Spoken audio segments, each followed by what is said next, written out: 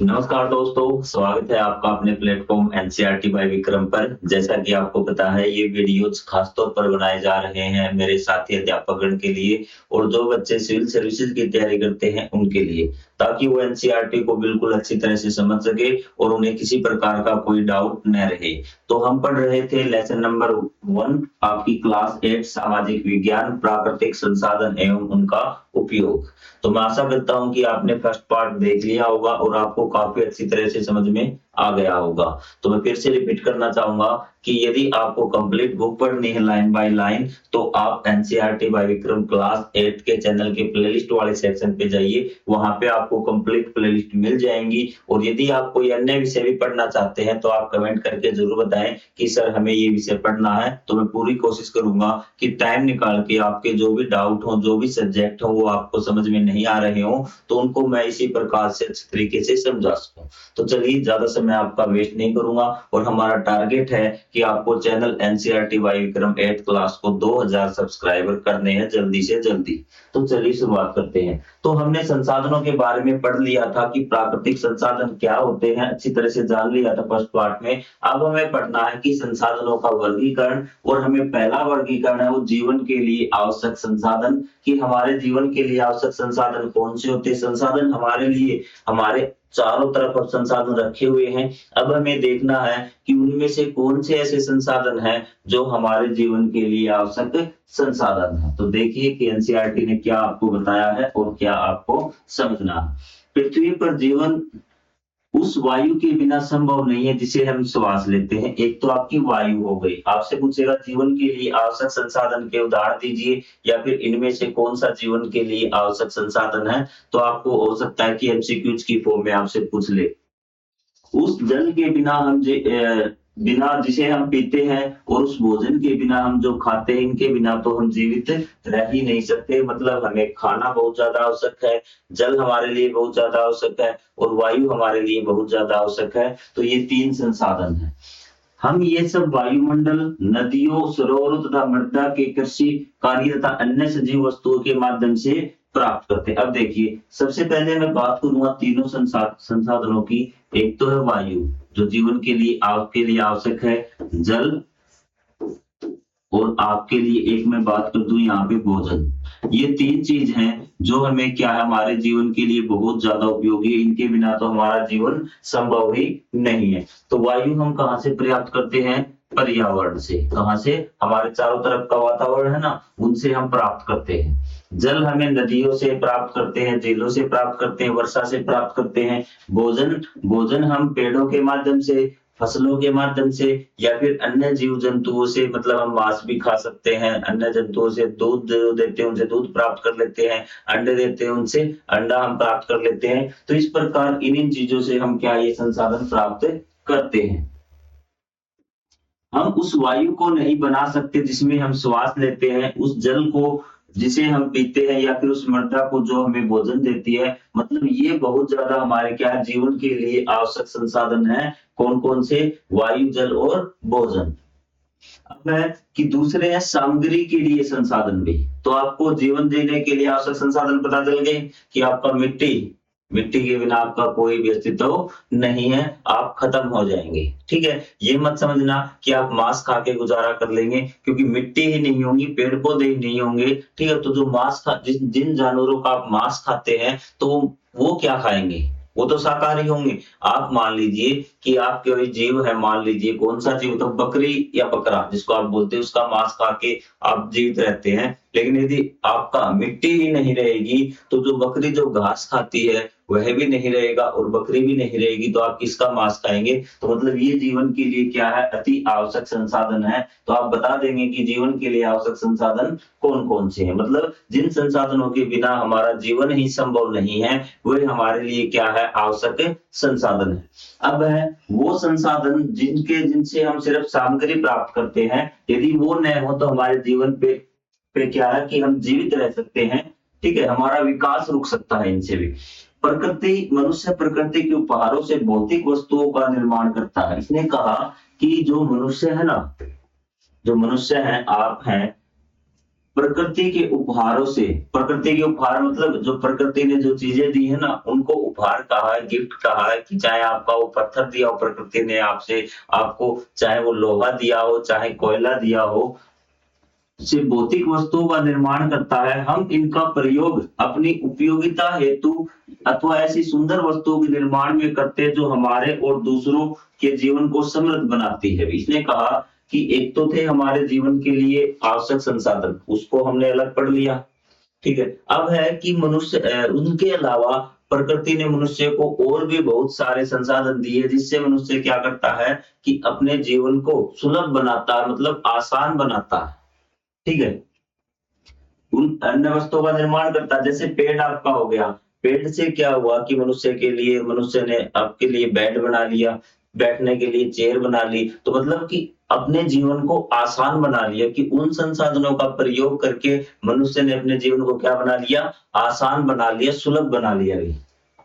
जो हमारे जीवन को समृद्ध बनाती है, जैसे लकड़ी के एक टुकड़े को कुर्सी में परिवर्तित किया जा सकता है अथवा तराश कर शिल्पित कर प्रतिमा भी बनाई जा सकती है, मतलब कोई उसको आराम से मतलब कि तराश कर मतलब कि उसमें काट छाट करके हम उससे कोई लकड़ी की एक फोटो भी बना सकते हैं।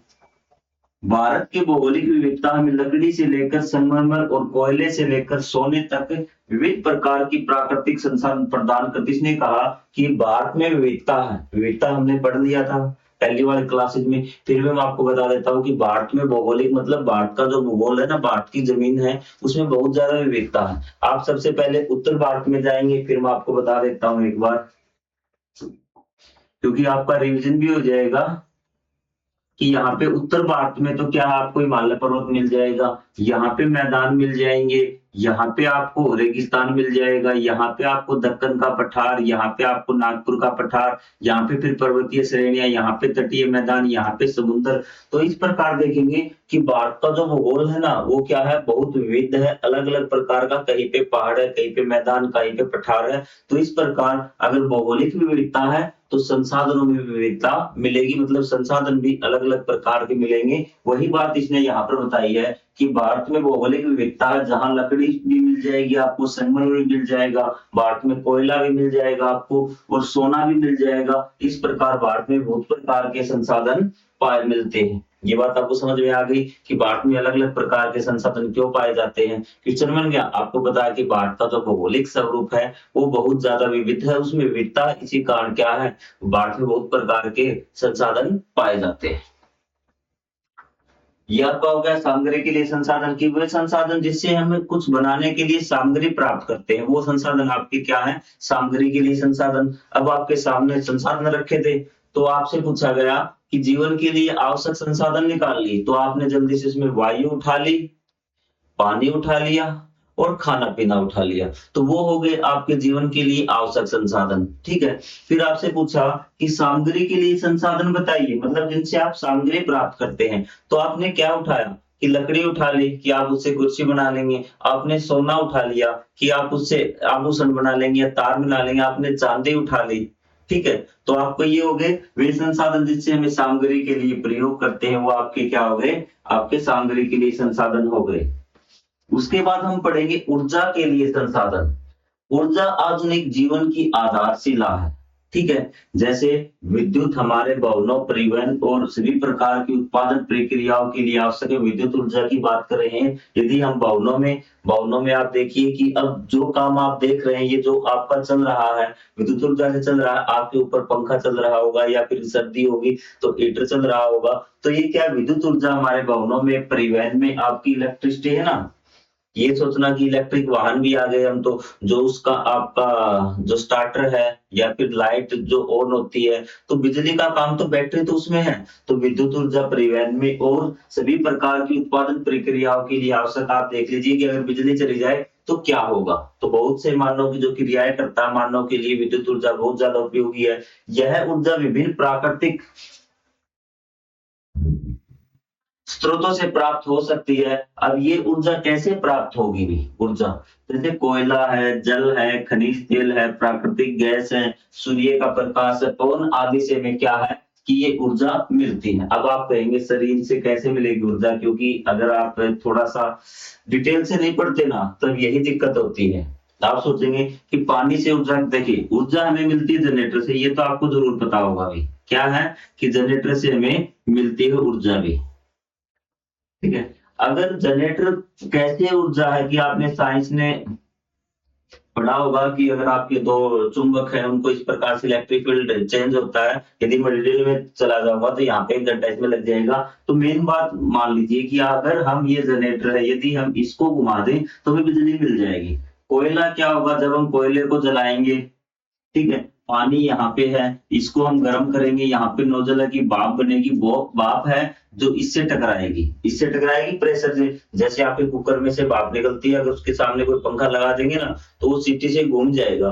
तो इसी प्रकार ये घूमना स्टार्ट हो जाएगा, कोयले से मिल जाएगी। जल क्या होगा कि जल ऊपर से जब गिरता है किसी बांध के ऊपर से तो ये नीचे लगा देंगे, घूम जाएगा। खनिज तेल से आप इसी प्रकार की, जो हम इसको गर्म कर रहे थे ना पानी को, खनिज तेल जलाकर गर्म करेंगे भी। प्राकृतिक गैस का हम यहाँ पे यूज कर सकते हैं। सूर्य का आपने देखा होगा कि जो आपके सोलर सिस्टम लगे हुए हैं तो विद्युत ऊर्जा प्राप्त होगी ना, प्रकाश से। आप पवन है, यदि इसको हवा घुमा देगी तो इससे ऊर्जा बन जाएगी।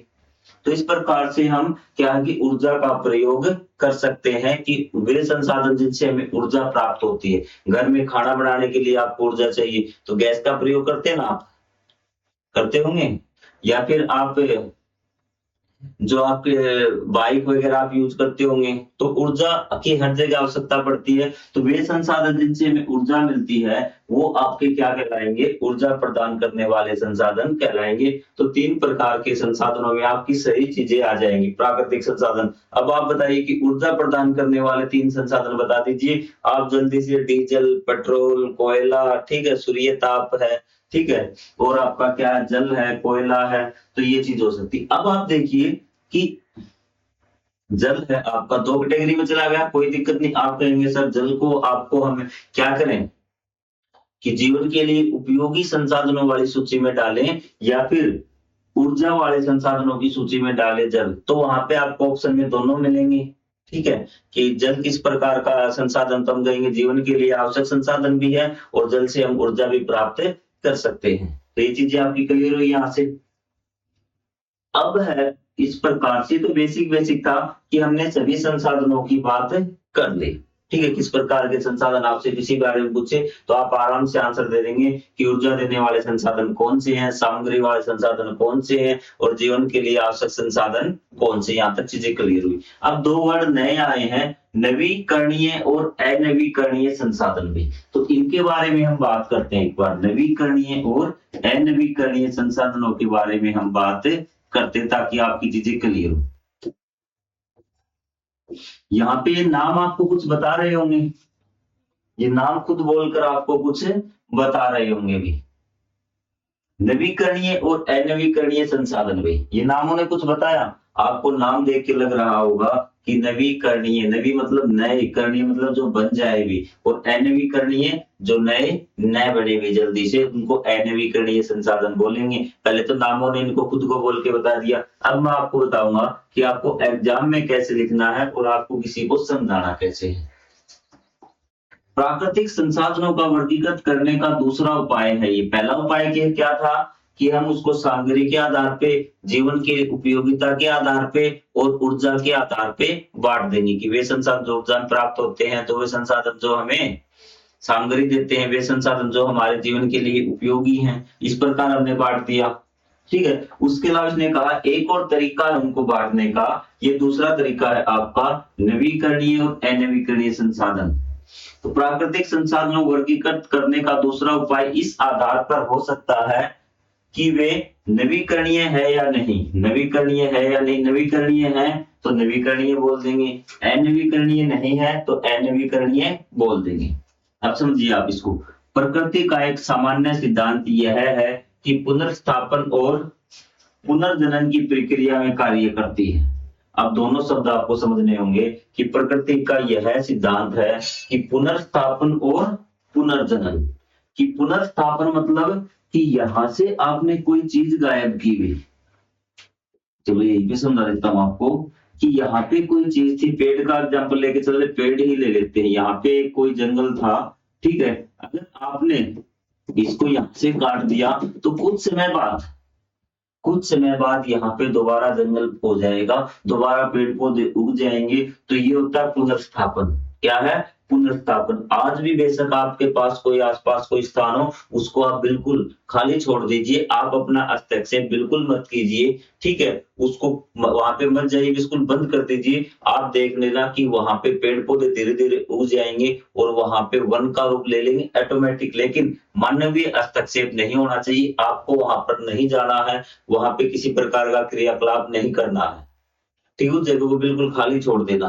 क्योंकि पहले बताया गया था कि पहले पूरी पृथ्वी पे पेड़ ही पेड़ थे, हर जगह जहां आप रहते होंगे शायद वहां भी पुराने समय में जंगल होगा। मानव आया, मानव ने वनों को काटा, सफाई करके वहां पे रहने लगा।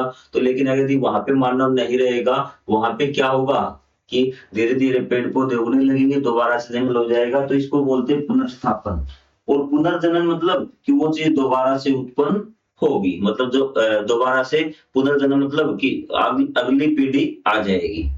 जैसे ये नहीं कि जो आपका जो मान लो कोई जानवर है, तो वो बूढ़ा होके मरेगा, फिर उसके बच्चे होंगे, फिर उसके बच्चे होंगे, इस प्रकार ये पुनर्जनन चलता रहेगा, चक्कर चलता रहेगा। दोनों चीजें आपको समझ में आ गई होंगी। पुनर्स्थापन किसी क्षीण या अस्थिगत वस्तु को उसकी मूल स्वस्थ अवस्था में पुनः लाने की प्रक्रिया है। पुनर्स्थापन आपको समझा देता है यहाँ पर क्या होता है, जो एनसीईआरटी ने बताई है आपको वैसे समझ में आ गया। अब एनसीईआरटी की लैंग्वेज देखते हैं क्या लिख रखा है। पुनर्स्थापन किसी क्षीण या अस्थिगत वस्तु को उसकी मूलतः स्वस्थ अवस्था में पुनः लाने की प्रक्रिया है। प्रकृति समय के साथ स्वयं को स्वस्थ, नवीनीकरण और संरक्षित करती है। जैसे उसने उदाहरण दिया है कि आपकी त्वचा का उदाहरण दिया है कि मनुष्य क्या है कि यदि आप प्रकृति को नुकसान पहुंचा देंगे, कहीं से आपने, मैंने जैसे बताया आपको, जंगल को काट दिया, किसी हिस्से को आपने साफ कर दिया, ठीक है, बिल्कुल उसको कुछ समय के लिए वहीं पे वैसा ही छोड़ दी, ऑटोमेटिक वहां क्या होंगे, पौधे उगने स्टार्ट होंगे और दोबारा से वो जंगल हरा भरा हो जाएगा। तो यहाँ पे वही एग्जाम्पल इसने दिया है कि आपकी आपकी त्वचा पर लगा घाव सामान्यतः ठीक हो जाता है या दावानल के बाद वन पुनः स्वस्थ हो जाते हैं। दावानल होता है जंगल में लगी आग। दावानल क्या होता है कि जंगल में जो आग लगती है ना, उसको बोलते हैं हम दावानल। कि जंगल में लगी आग के बाद वन पुनः स्वस्थ हो जाते हैं। पुनर्जनन पुनर्स्थापन से अधिक व्यापक है। यह प्रकृति की नवजीवन और फलने फूलने के लिए अनुकूल परिस्थितियां निर्मित करने की क्षमता को प्रकट करता है। और पुनर्जनन क्या होता है? पुनर्जनन होता है कि दोबारा से चीजों का पैदा होना, कि जैसे पेड़ पौधे, छोटे पेड़ पौधे उग रहे हैं ना, तो उसको हम पुनर्जनन बोलते हैं। ये चीज आपको क्लियर हुई चीजें? पुनर्स्थापन कि जब प्रकृति में हम जो प्रकृति है उसका किस हिस्सा थोड़ा सा डैमेज हो जाता है, खत्म हो जाता है, तो क्या होती है, दोबारा सीधे हम उसको डिस्टर्ब नहीं करेंगे। मेन बात है कि मानव का हस्तक्षेप उसमें नहीं होना चाहिए, ठीक है? तो ऑटोमेटिक क्या करेगी प्रकृति, दोबारा से वही चीज बना के तैयार कर देगी, ठीक है? हम उन क्षेत्रों में वृक्ष लगाते हैं जहां आवास के लिए वनों को निर्मूलित करने जैसे मानवीय हस्तक्षेप के कारण वृक्ष नष्ट हो गए हैं। उसने कहा कि हम पेड़ कहाँ लगाते हैं, ध्यान से देखना भी कि हम पेड़ कहाँ लगाते हैं। हम उन क्षेत्रों में वृक्ष लगाते हैं जहां आवास के लिए वनों को निर्मूलित करने जैसे मानवीय हस्तक्षेपों के कारण जो पेड़ है आपके वो नष्ट हो गए। अब देख समझिए इस बात को।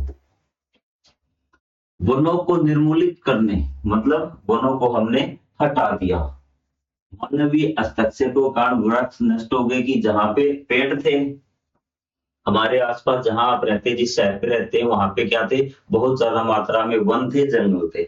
आपने अपने रहने के लिए, जगह बनाने के लिए, खेलने के लिए, स्टेडियम बनाने के लिए या कोई फैक्ट्री लगाने के लिए उन पेड़ों को क्या कर दिया, निर्मूलित कर दिया, वनों को हटा दिया। और अब आप वहां पे क्या पेड़ लगा रहे हैं। ये बात इसने बताई कि हम उन जगह पे पेड़ लगाते हैं जहां पे क्या है, पेड़ बहुत ज्यादा कम हो गए हैं। किसके कारण? हमारे ही कारण हो गए हैं।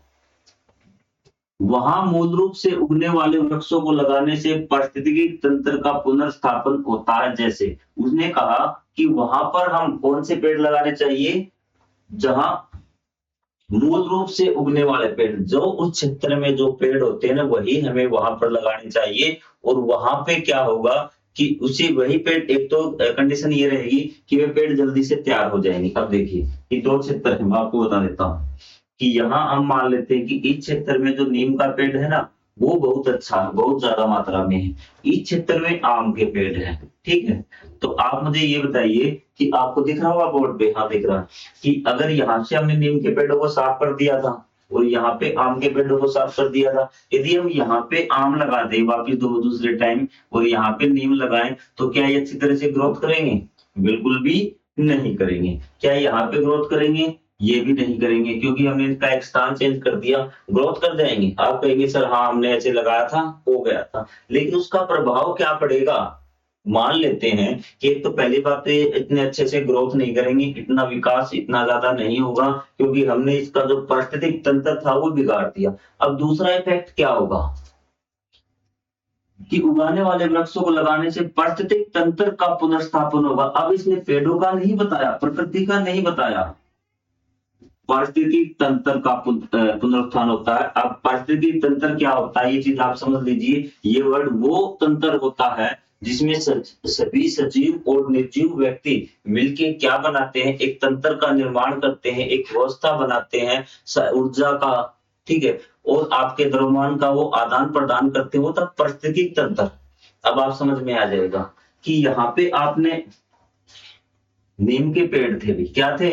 नीम के पेड़ थे, और यहाँ पे एक ऐसा जानवर है जो नीम की निगोड़ियां खाता है। हम जानवर मान लेते हैं उसको सी, क्या ये सी जानवर है, ये वाला जानवर है जो नीम की निगोड़ियां खाता है, ठीक है। लेकिन आप क्या करते गए, आप यहाँ पे आम के पेड़ लगाते गए, इस एरिया में तो नीम होते थे ना, तो आम के पेड़ लगाते गए। तो मुझे ये बताइए, क्या ये जो पक्षी है वो क्या होगा, कम नहीं हो जाएगा? क्योंकि ये नीम की निगोड़ियां खाने की इसको आदत थी, तो आपने क्या किया, पारिस्थितिक तंत्र भी बिगाड़ दिया आपका। लेकिन यदि आप यहाँ पे नीम के पेड़ लगाते गए तो क्या होगा, जो पारिस्थितिक तंत्र है वो भी क्या होगा, पुनरुत्थान हो जाएगा उसका दोबारा से, क्योंकि ये जो पक्षी थे जो नीम की निगोड़ियां खाते थे, यही होने लगे। एक क्षेत्र है जहाँ पे था, एक पक्षी था, कुछ नाम का मुझे ध्यान नहीं है, चाहे टोडा या फिर ऐसा कोई पक्षी था, तो वो क्या था, एक पेड़ था। मैं आपको बता देता हूँ कैसे वो गायब हो गया अभी। तो ये मान लेते हैं इलाका आपको दिख रहा था, ठीक है। यहाँ पे ये पक्षी था टोडा, शायद ऐसा कुछ, शायद इसी पार्ट में आगे आ जाए या फिर अगले पार्ट में आपको देख के बता दूंगा। तो इस पक्षी में एक खास बात थी, यहाँ पे एक पेड़ था, बोडो करके, ऐसे बोडो ही होगा शायद। तो इस पेड़ की जो गुठलियां होती थी जिसके अंदर बीज रहता है अभी, ठीक है, इस फल को यही पक्षी तोड़ सकता था अभी। और अब जब ये पक्षी खाता था, इसको तोड़ता था, तो इसका बीज निकलता था, धरती में गिरता था, पौधा उग जाता था। लेकिन किसी कारणवश मानवीय हस्तक्षेप के कारण या फिर प्रकृति पर्यावरण परिवर्तन होने के कारण ये पक्षी खत्म हो गया। अभी क्या हो गया, पक्षी खत्म हो गया, पक्षियों की आबादी बहुत ज्यादा कम हो गई। अब इनको फलों को तोड़ने वाला कोई भी पक्षी नहीं बचा, उसमें किसी में काबिलियत नहीं थी कि इसको तोड़ सके, और धीरे धीरे ये पेड़ भी क्या हो गया, समाप्त हो गए। दोनों चीजें गायब हो गई। शायद सरकार ने इस पे कुछ ध्यान दिया होगा और उनकी दोबारा से इसके बारे में कुछ रिसर्च किया होगा कि इसको पहले जिन पेड़ों को या इन पक्षियों के बारे में, तो ये क्या है, ये इन दोनों का पारिस्थितिक तंत्र था कि दोनों एक दूसरे पे निर्भर रहती है। उसी प्रकार हमारे वातावरण में सजीव सजीव और निर्जीव वस्तुएं, ठीक है, एक दूसरे पर निर्भर रहती है, एक अपना व्यवस्था बनाती है, उसको बोलते हैं पारिस्थितिक तंत्र। शायद आपको ये बात अब समझ में आई होगी कि वहां मूल रूप से उगने वाले वृक्षों को लगाने से पारिस्थितिक तंत्र का पुनरुत्थान होता है। जैसे वृक्ष पक्षियों, गिलहरियों और अन्य जीवों को भोजन और आश्रय प्रदान करते हैं, जिससे वे पुनः लौट आता है। दोनों, जैसे ये पेड़ लगा, ये पक्षी हो जाएंगे, पक्षी हो गए, पेड़ हो जाएंगे, ठीक है। प्रकृति चक्रों में कार्य करती है जहां कुछ भी अवशिष्ट नहीं होता। एक वन का उदाहरण दीजिए। जिसने कहा कि जो प्रकृति है ना, वो एक चक्कर में काम करती है, कोई भी चीज वेस्ट नहीं होती। अब हम किस प्रकार से वेस्ट नहीं होती, ये चीज आप समझिए। एक वन का उदाहरण दीजिए। मान लीजिए वन में एक वृक्ष गिर जाता है, तो वह जीवाणुओं, फफूंद और कीड़ों का भोजन बनकर गल सड़ जाता है, वह वृक्ष मृदा का भाग बन जाता है, ठीक है। पेड़ था आपका बहुत बड़ा, टूट गया, सूख गया, ठीक है। सूखने के बाद क्या हो, छोटे छोटे आपके डिकम्पोजर होते हैं, अपघटनकर्ता बोलते हैं आप जिसको। तो वो क्या करेंगे कि वो उस पेड़ को, दीमक वगैरह वो आपके छोटे छोटे जीव होते हैं, वो क्या करेंगे, उसको मिट्टी में बदल देंगे।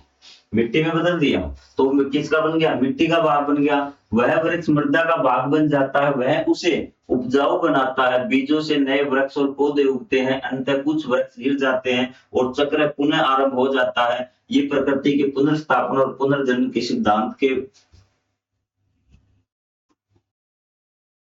ये प्रत्यक्ष उदाहरण आप देख सकते हैं कि उसने खुद के कुल को पुनर्स्थापन कर लिया और पुनर्जनन भी हो गया। कि आपका एक पेड़ था, देखिए ये पेड़ था, ये किसी कारण टूट के यहाँ गिर गया। अब क्या करेगा कि जो छोटे छोटे डिकम्पोजर सूखने के बाद इसको मिट्टी में बना देंगे। अब मिट्टी के कारण क्या होगा, मिट्टी उपजाऊ हो गई। अगर ये पेड़ नहीं गिरता ना, इसमें कुछ नहीं मिलता, तो क्या होता है, ये मिट्टी उपजाऊ नहीं होती। जब इस पेड़ का कोई बीज नीचे गिरा हुआ है, तो अगर ये पेड़ नहीं गिरता तो ये क्या मिट्टी उपजाऊ नहीं होती। उपजाऊ नहीं होती तो क्या होता, ये बीज नहीं उगता।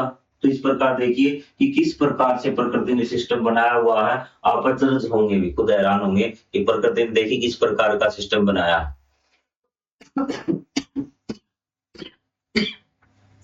माफी चाहूंगा आपसे। ये प्रकृति के पुनर्स्थापन पुनर्जनन के सिद्धांत के प्रत्यक्ष उदाहरण आपसे पूछे किस प्रकार से पुनर्स्थापन होता है पुनर्जनन, तो आप ये सारी चीजें आप लिख सकते हैं। ठीक है, चीजें क्लियर। पाठ्यकी तंत्र भी आपको समझ में आ गया। सभी सजीव और निर्जीव चीजें आपस में मिलकर एक क्या बनाते हैं, इकोसिस्टम बनाते हैं भी। ठीक है, एक तंत्र बनाते हैं जिसमें वो क्या है, एक दूसरे पर निर्भर रहते हैं, एक दूसरे के साथ आप बोल सकते हैं क्रिया कर सकते हैं। आपको थोड़ी सी लैंग्वेज टफ दे देगा, लेकिन मतलब मैं आपको साफ समझाता हुआ चलूंगा कि क्या मतलब है इन चीजों का। ये चीजें हमने पढ़ ली। अब हमारा मेन मोटो था नवीकरणीय संसाधन। हमें तो ये पढ़ रहे थे नवीकरणीय और अनवीकरणीय संसाधन। नवीकरणीय संसाधन समय के साथ इन विशेषताओं को प्रदर्शित करते हैं। भारत के अधिकांश भाग में प्रचुर मात्रा में सूर्य का प्रकाश उपलब्ध है। तो जो नवीकरणीय संसाधन है ना, वो समय के साथ इन विशेषताओं को क्या करते हैं, प्रदर्शित करते हैं। कौन सी विशेषताओं को, पुनर्स्थापन और पुनर्जनन की व्यवस्था को क्या करते हैं, जो संसाधन आपका क्या करेंगे, पुनर्स्थापन और पुनर्जनन वाली विशेषता दिखा देंगे, वो नवीकरणीय संसाधन कहलाएंगे। अब हम डिटेल में पढ़ते हैं इसको। नवीकरणीय संसाधन समय के साथ इन विशेषताओं को प्रदर्शित करते हैं। भारत के अधिकांश भाग में प्रचुर मात्रा में सूर्य का प्रकाश उपलब्ध है। प्राकृतिक प्रक्रियाओं में वर्षा और पिघलती नदियों से नदियां नियमित रूप से पोषित होती हैं। ये चीज लगातार चलती रहती है। सूर्य का प्रकाश है वो लगातार हमें मिलता रहता है। और भारत के अधिकांश भाग में प्रचुर मात्रा में बारिश होती है। और आपके ग्लेशियर हैं, ग्लेशियर मतलब जो भारत का जो उत्तरी ध्रुव की साइड, सॉरी उत्तरी ध्रुव नहीं, जो हमारा उत्तरी हिमालय है, उत्तर दिशा में हिमालय है, वहां पे बहुत बड़ी मात्रा में बर्फ जमी हुई है उसके ऊपरी शिखरों पर। तो वो क्या कि बर्फ धीरे धीरे पिघल रही है, उनके कारण क्या है कि नदियों नियमित रूप से नदियों में पानी आ रहा, मतलब वो पोषित हो रही है। आपको शब्द ही समझने हैं और शब्दों का एक खेल एनसीईआरटी, बाकी चीजें सारी जो आपको पता है, जो पता नहीं होगी वो मैं आपको बता दूंगा। समझ में आ गया कि नदियां कैसे पोषित हो रही, मतलब उसे पानी लगातार कैसे मिल रहा है। वन स्वयं को नवीनीकृत करते हैं। मृदा प्राकृतिक प्रक्रियाओं के माध्यम से स्वयं का पुनः निर्माण करती इत्यादि। अब वन भी हो गए, नवीनीकरण आपको समझ में आ गए ना, कि जो लगातार हमें मिलते रहे, जो पुनर्स्थापन कर ले और पुनर्जनन कर ले। ठीक है, नदियों में लगातार पानी आ रहा, नहीं सूख रही, तो आपकी नवीकरण होगी। आपका सूर्य का प्रकाश भी लगातार आ, नवीकरण भी हो गया। ठीक है, उसके बाद जो पेड़ पौधे थे वो भी क्या है, नवीकरण हो रहे हैं। और मृदा, मिट्टी, कई बच्चों को इसमें कंफ्यूजन रहता है कि वो मृदा को अनवीकरण में जोड़ देते हैं, लेकिन ध्यान रहे जो मृदा है वो आपकी नवीनीकरण है। और वो खुद से क्या है, नवीनीकरण का मतलब क्या है, उपजाऊ होना, मृदा का उपजाऊ होना। ठीक है, वो खुद से बनती जा रही है। जैसे पेड़ पौधे सूखेंगे तो क्या होगा कि मिट्टी में मिल जाएंगे, तो क्या मृदा बन गई, मृदा का भाग हो गए, फिर पेड़ पौधे हो गए, उसमें से फिर सूखेंगे। और इस प्रकार से क्या है, मिट्टी दोबारा से अपने आप को उपजाऊ बना लेती है, अपने आप का निर्माण कर लेती है। लगातार ये चक्रण लगातार चलता रहता है। तो इसलिए हम जो आपके ये नवीनीकरण संसाधन क्या होते हैं आपको समझ में आ गया होगा। और देखिए ताकि आपको पूरी तरह से क्लियर हो, सौर ऊर्जा, पवन ऊर्जा, प्रवाहित जल से उत्पन्न ऊर्जा, वनों से प्राप्त लकड़ी, नवीनीकरण संसाधन यदि हम उनका प्रबंधन सातत्य विधियों से करें। सातत्य मतलब कि इस प्रकार से करें कि वो खत्म न हो। सातत्य विधि क्या होती है, यहाँ पे आपका क्वेश्चन बनेगा और अध्यापक देख लेना, आप पढ़ेंगे कभी भी, तो वो इस वर्ड से ऊपर से निकल जाएंगे। सातत्य विधियों से करें। सातत्य विधि मतलब कि उनका उत्पादन हमें उनका प्रयोग इस प्रकार से करना है कि हमें पुनः चक्रण के लिए समय दें। क्या दें? पुनः चक्रण के लिए समय दें। जैसे मैंने आपको स्टार्टिंग में बताया था कि ये पेड़ हैं आपके, ये पेड़ हैं, ये पेड़, इनकी हमें जरूरत, हमने बड़ा पेड़ काट लिया, इस पेड़ को हमें इस प्रकार से प्रयोग करना है इसकी लकड़ियों का कि ये नहीं कि हम जल्दी से इसका उपयोग कर दें, फिर इस छोटे वाले को काट लें, फिर उससे छोटे वाले को इस प्रकार से काट लें कि इस पेड़ को ही खत्म कर दें। तो पेड़ क्या हो जाएगा? ये आपका अनवीनीकरण हो जाएगा, क्योंकि पेड़ को फिर दोबारा उगेगा नहीं, पता नहीं हो कब दोबारा से पैदा होगा। तो हमें इस प्रकार से संसाधनों का यूज करना है। जो हम पढ़ रहे हैं सातत्य विधियों का मतलब है कि हमें संसाधनों का इस प्रकार से उपयोग करना है कि हमें उसे पुनर्स्थापन और पुनः चक्रण के लिए समय दें कि आगे वाला तैयार हो जाए, कि तब तक हमें उसका पीछे वाले का प्रयोग करना। जो हमने प्रयोग किया ना, तो इतना टाइम देना है कि जो उसका जो पुनर्स्थापन हो जाए भी। ठीक है, जैसे मैं आपको बताता हूँ पुनर्स्थापन का सबसे बेस्ट एग्जाम्पल, किसान आपने देखा होगा पशुओं के लिए चारा उगाता है।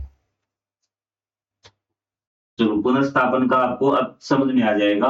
मेरे हिसाब से इससे बड़ी एग्जांपल कोई भी नहीं होता भी। ठीक है, तो वो जवार या पशुओं के लिए चारा बोने के लिए जब फसल उगाता है ना, तो वो क्या करता है, इस चीज को देखिए भी, यहाँ पे उसने पशुओं का चारा उगाया इस प्रकार से, वो वेट करता है कि कब बड़ा हो गई। ठीक है, यहाँ से भी ठीक है। एक तो ये है आपके इस किसान ने उगा लिया। दूसरा, और मैं यहाँ पे एग्जाम्पल दे देता आपको, नवीनीकरण का आपको समझ में आ जाएगी। नवीनीकरण कब अनवीनीकृत हो जाएंगे भी। और एक किसान ये था, इसने भी चारा उगा रखा है, यहाँ पे आपको दिख रहा होगा। जब ये काटने लगता है ना, तो ये क्या करता है, किसान धीरे धीरे यहाँ से काटना स्टार्ट करता है। ठीक है, इस प्रकार से काटना स्टार्ट करता है इसको धीरे धीरे भी, इस प्रकार से धीरे धीरे इसको काटना वो स्टार्ट करता है। और ये जल्दी जल्दी एक ही दिन में काट देता है भी। तो जैसे जैसे वो आगे आगे काटता जाता तो पीछे पीछे और उगने स्टार्ट हो जाते हैं। और जब काटता काटता यहाँ पे पहुंचता ना, तब तक देखता है कि वे पीछे वाले बिल्कुल तैयार हो चुके हैं। इस प्रकार से लगातार प्रोसेस चलता रहेगा। जब आगे वाले को काटेगा, फिर दोबारा ये तैयार हो जाएंगे, फिर ये दोबारा तैयार हो जाएंगे। लेकिन अगर वो क्या करे, एक ही दिन में सारे इस चारे को काट देगी, ठीक है, फिर क्या पीछे तैयार होंगे? सर नहीं होंगे। तो हमारे संसाधन क्या हो जाएंगे? खत्म हो जाएंगे। ठीक है, तो मैं इस चारे के परिप्रेक्ष्य में बात नहीं कर रहा, मैं पूरे ओवरऑल संसाधन के बारे में बात कीजिए भी। अब आपको आगे बात समझ में, ये इसको आपको सातत्य विधि मतलब कि हमें संसाधनों को इस प्रकार से प्रयोग करना है कि हमें पुनर्स्थापन या पुनर्चक्रण के लिए हम उनको समय दें भी। यद्यपि उनके नवीकरणीय बने रहने के लिए में एक अनुबंध यह है कि पुनर्स्थापन और पुनर्जनन की प्राकृतिक लय बाधित न हो। आपको समझ में हो गया कि उनकी जो लय है ना, कितने समय में वो उगते हैं, तो उतना समय हमें उसको देना है। कि मेन बात यही है कि हमें पुनर्स्थापन और पुनर्जनन के लिए उनको समय देना है। यहाँ पे क्या है, कृतज्ञता पूर्वक सूर्य देव को अर्घ्य अर्पित करना। एक है कि सूर्य देव को हम पानी डालते हैं उसको, तो अर्घ्य का मतलब है सम्मान में भी, उसके सूर्य के सम्मान में देवता के रूप में पूजते हैं, तो उसको हम अर्घ्य देते हैं। पानी का मतलब उसको सम्मानित करते हैं, उसका हम आदर पूर्वक ये चीज करते हैं। ये यहाँ पर एक चीज बताई गई थी साइड में, ताकि आपसे कभी मैंने आपको बताया कि एक एक शब्द आपको बताता हुआ समझाता हुआ चलूंगा। अर्घ्य का मतलब होता है सम्मान में जल अर्पण करना भी, किसी के सम्मान में। यदि हम वनों में वृक्षों के बढ़ने की गति के साथ साथ लकड़ी काटते तो अंत वन नष्ट हो जाएंगे। ठीक है, यदि हम वनों को क्या है कि इस गति से पेड़ काट रहे हैं कि उसको उगने के लिए, दोबारा बढ़ने के लिए टाइम ही न दे, तो क्या होंगे, पेड़ जंगल आपके समाप्त हो जाएंगे। वैज्ञानिकों ने दिखाया है कि अविवेकपूर्ण मानवीय कृत्यों के कारण प्रकृति के अनेक चक्र असंतुलित हो गए हैं। जीवाश्म ईंधन आधारित औद्योगिकरण और कृषि तथा अन्य उद्देश्यों के लिए वनों की कटाई जैसे कारकों के संयोजन ने तापमान वृद्धि को जन्म दिया। इसने कहा है कि मानव ने अपने विकास के लिए ना, अपनी उन्नति के लिए, अपनी तरक्की के लिए, मतलब कि बहुत अविवेकपूर्ण तरीके से, मैं मान लीजिए कि मैं तो मूर्खतापूर्ण कहूंगा कि मूर्खतापूर्वक उसने इस प्रकार से अपने कंपनी लगाने के लिए, अपनी आवश्यकताओं को पूर्ति के लिए वनों को इतना काट दिया है कि तापमान भी बढ़ने लगा है। अविवेक माने करते हुए कारण प्रकृति के अनेक चक्कर असंतुलित हो गए हैं। ये नहीं कि सिर्फ पेड़ों का, मैंने बताया था कि सिर्फ एक चीज नहीं, उससे बहुत सारी चीज जुड़ी हुई होती हैं कि जीवाश्म ईंधन आधारित औद्योगिकरण और कृषि तथा अन्य उद्देश्यों की के लिए वनों की कटाई जैसे कार्यों के संयोजन ने तापमान को बढ़ती को जन्म दे दिया, जिसका हम अनुभव कर रहे हैं। इसके परिणाम स्वरूप हिमालय में कुछ क्षेत्रों में हिमनद इतने शीघ्र पिघल रहे हैं कि वर्षा उनकी पूर्ति नहीं कर रही है। इसका पर्वतीय हिम स्रोत, वाटर टावर पर निर्भर समतल भूभाग में रहने वाली जनसंख्या की जल सुरक्षा पर गहरा प्रभाव पड़ रहा है। अब मैं आपको यहाँ से कुछ हमारे काम की चीजें सिखाना चाहता हूँ कि आपको समझ में आएगा कि चीजें क्या घटित हुई। ध्यान से देखिए, ठीक है, ताकि आपको ये सारी चीजें कि किस प्रकार से सिर्फ एक चक्कर नहीं, बहुत सारे चक्कर प्रभावित होते हैं। यहाँ पे कोई पेड़ था, हम मान लेते हैं कि पृथ्वी पे एक ही पेड़ मान लेते हैं कि ये पेड़ था, ठीक है। पेड़ आपको पता है क्या लेता है, CO2 लेता है, कार्बन डाइऑक्साइड गैस, और ऑक्सीजन छोड़ता। ये चीज आपको समझ में आ गई। ये पृथ्वी पे, ये हमारी पृथ्वी है। यहाँ पे क्या है, सूर्य का प्रकाश आता है। क्या आता है, सूर्य का प्रकाश। यहाँ से समझने की बजाय मैं आपको इस प्रकार से समझाऊं तो काफी अच्छा रहेगा। ये चीज आप समझ लेना, आपको सच में अनुभूति होगी कि आप कितने ज्ञानवान हैं और किस प्रकार से आपको पढ़ना है, जिन चीजों से आप अज्ञात थे। मैं सिर्फ एक गैस का एग्जांपल लूंगा क्योंकि ग्रीन हाउस इफेक्ट आपको समझाऊंगा तो काफी लंबा समय लग जाएगा, तो मैं आपको सिर्फ एक गैस, ये हमारी पृथ्वी है, ठीक है। यहाँ पे सूर्य का प्रकाश आता है अभी, ध्यान से, ठीक है। और हमारी धरती गर्म होना स्टार्ट होती है, गर्म होना स्टार्ट होती है। जो चीज गर्म होगी वो क्या करेगी, अपने आसपास यहाँ जो वायु है फिर गर्म होना स्टार्ट होगी, ठीक है। अब समझना कि हमारी जो पृथ्वी है, जो वातावरण गर्म होता है, ध्यान से सुन लेना मेरी बात, कि वो आने वाली किरणों से गर्म नहीं होता। जब पृथ्वी वापस इन गर्म हुई इन किरणों को वापस छोड़ती है, जो ऊर्जा ली है उसके कारण गर्म होता है। पहली बात आगे समझ में। बाद में यहाँ पे CO2 गैस, क्या है, CO2 गैस। अब CO2 गैस क्या करेगी, गर्म हो जाएगी, ठीक है।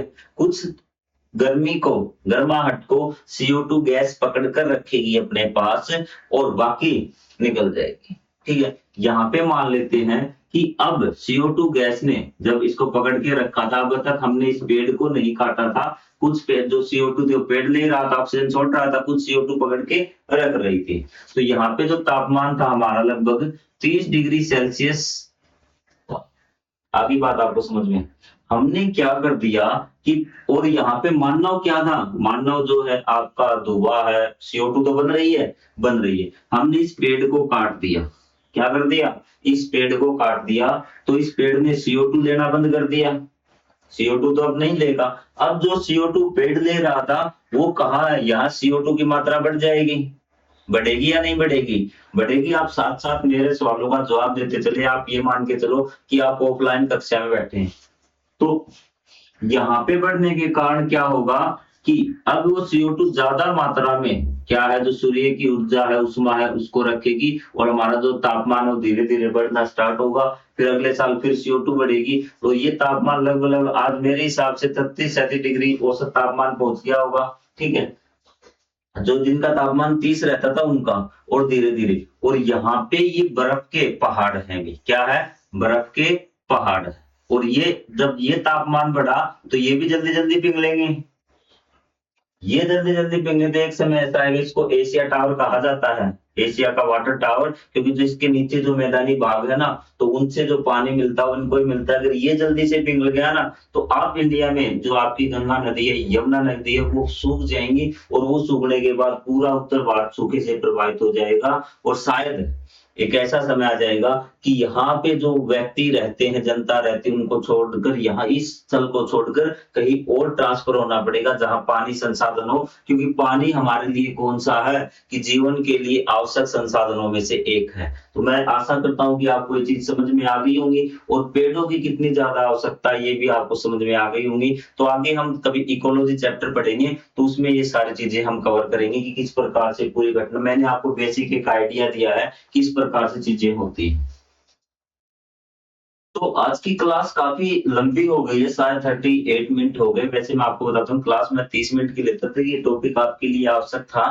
तो इस प्रकार से हम अगले पार्ट में सिर्फ़ यहीं से कंटिन्यू रखेंगे। यदि आपके पास टाइम है तो आगे वाला अभी देख लें, वरना कल देख लें। एक बार इसको रिवाइज़ कर लें कि आपने पीछे से जो पढ़ा है वो आपको समझ में आया या फिर नहीं आया। आपको चैनल के सब्सक्रिप्शन 2000 करने हैं जल्दी से जल्दी। NCERT by Vikram 8th class. तो बने रहिए हमारे साथ। अब तक के लिए फिलहाल जय हिंद, जय Bharat. Thank you very much.